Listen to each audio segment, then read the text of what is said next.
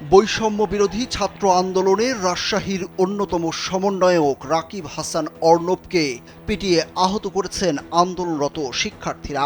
গত 18ই জুলাই রাজশাহী মহানগর আওয়ামী লীগের সমাবেশে অংশ নিয়ে আন্দোলন স্থগিতের ঘোষণা দিয়ে বক্তব্য দেন তিনি।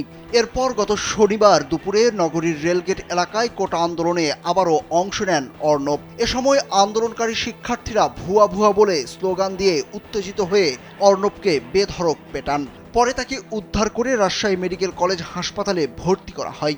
সমন্বয়ক রাকিব হাসান অর্ণবকে পেটানোর একটি ভিডিও সামাজিক যোগাযোগ মাধ্যমে ভাইরাল হয়েছে।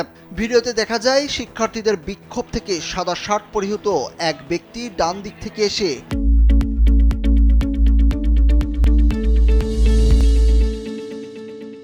লাঠি দিয়ে বেধড়ক পেটাতে থাকেন অর্ণবকে। এ সময় অর্ণব দৌড়ে পালিয়ে যান। এর আগে গত 18ই জুলাই সাধারণ ছাত্রদের নিয়ে কমপ্লিট শাটডাউন কর্মসূচিতে নেতৃত্ব দিচ্ছিলেন অর্ণব। এ সময় রাজশাহী মহানগর আওয়ামী লীগের কর্মসূচিতে উপস্থিত হয়ে কোটা আন্দোলনের অন্যতম সমন্বয়ক রাকিব হাসান অর্ণব আন্দোলনকারী শিক্ষার্থীদের 0 পয়েন্ট থেকে সরে যাওয়ার আহ্বান জানান। এরপর থেকেই শিক্ষার্থীরা তার প্রতি ক্ষুব্ধ হন।